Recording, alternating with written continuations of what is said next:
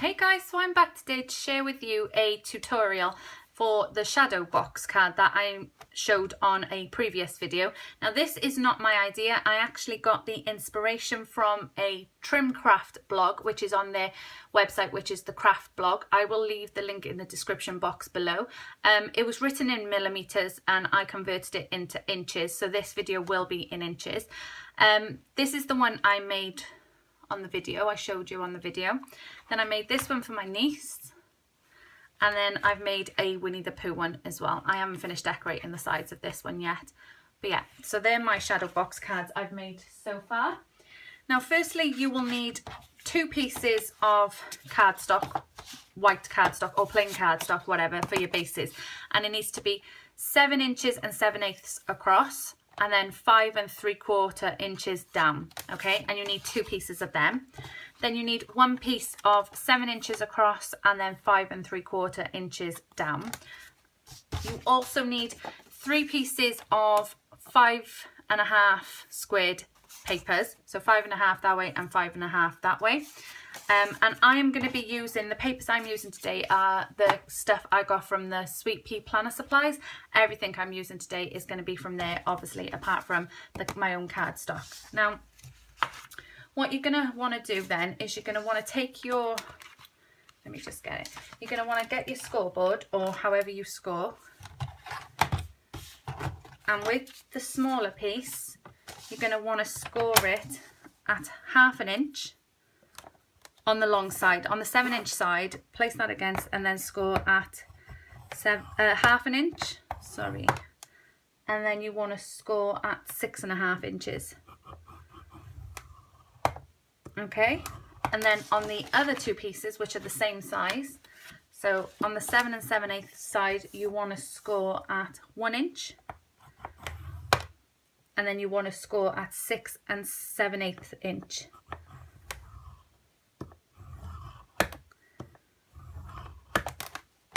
Okay, then you need your, I won't do all of them, I'll just show you on these. Then you need your 3 pieces of 5.5 by 5.5. Now these are still 6 inches, I haven't cut them down because I've got like one of them moments like Art Attack, what I made earlier kind of things. And you want to put them, so you need to decide, let me get this. You need to decide which piece is going to be your back piece, the middle piece, and then the front piece, okay? So if you want your back piece to be, say, the star one, you put it on one of the bigger papers. Your middle piece you put on the smaller paper that you've trimmed, and then on the bigger piece again you put the other piece. So that's how you've got it, okay? Does that make sense? So the bigger piece is the back, smaller piece will be the middle of the card, and then the other larger piece will be the front of the card.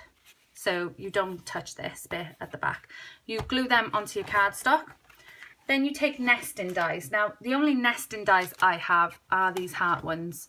And you want the largest one and the next one down, okay? And all you're going to do is, I've already done this, so I'm going to get it now. Where's it to? There we go. So the largest die you're going to do to the front, okay? So one of the big sheets of paper, you're going to cut the largest die on that, and then your middle bit of card, which is the smaller bit, you're going to do the next size down. And like I said, I've only got heart dies, but you are left with these left over then, and you can use them for other projects. So this is the back of my card, and what you're going to want to do is you're going to want to fold the score lines up, okay? So fold them upwards. Let's just get rid of my, there we go. So score them upwards and then take your middle piece and fold them bits down. So that when you put it in, it's going to be like that, okay? So I'm using wet glue for this, and you're just going to run some wet glue along the edges of the folded bits.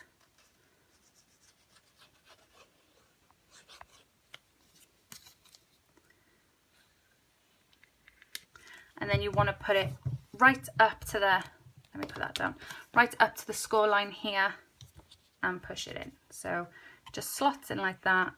Make sure it's right at the edge, and same on this side as well, right up to the edge.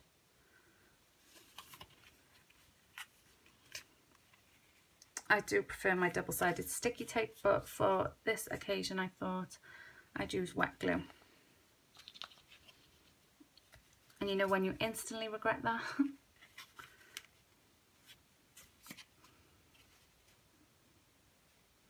Okay, so it looks like that then. You've glued it into place like that. Then your next larger piece, so the second larger piece that you have, you want to fold these fold lines downwards. So like that and like that. So it's like that. And then you're going to want to slot it over the top like that. So you have your box. Now, I'm not going to use wet glue again. I am going to use double-sided sticky tape because I get on so much better with double-sided sticky tape than I do wet glue half the time. So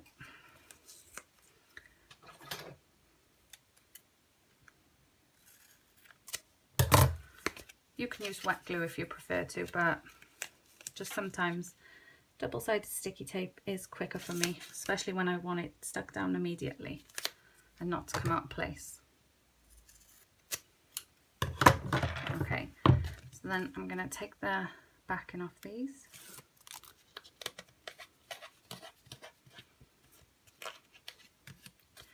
And then take the backing off these ones as well. And then, like I said, you're going to want to bend the sides down like that, slot it over the top,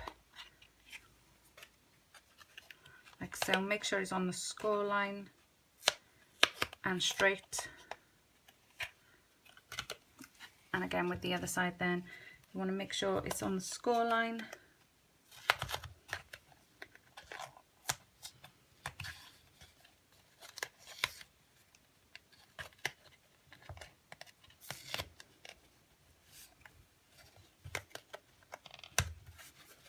There we go.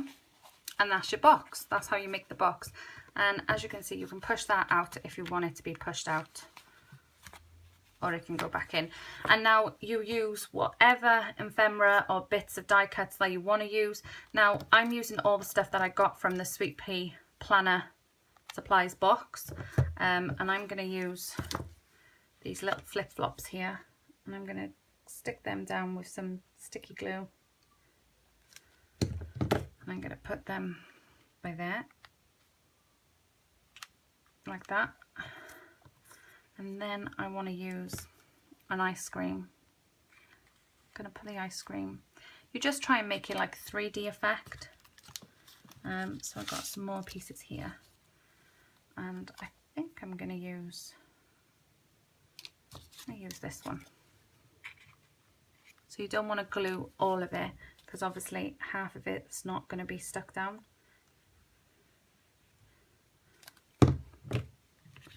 And you just position it so it's sticking out a bit and you can see it.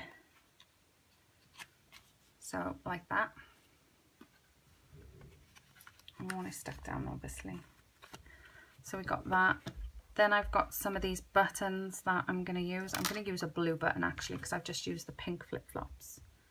So I have the blue button there. And stick that down. And then we got some more die cuts. We got some seashell die cuts in here. So I'm going to use some of them because they're super pretty and they all go with the theme. So I'm going to use this one here, the seashell. Put a bit of glue on. I won't glue it all, I'll just glue bits of it just to show you what it looks like. Like that, and then you just put your other bits here. So if you want a seashell by there,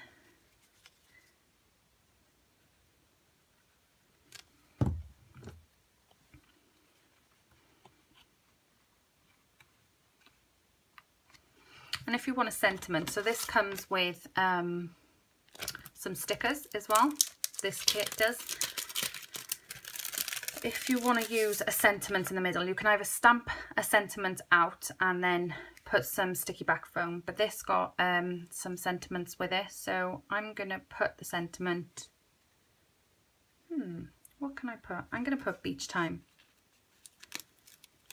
and I'm gonna use a bit of foam tape for this, just to have it slightly raised. I know it's a sticker, but I can have it slightly raised then.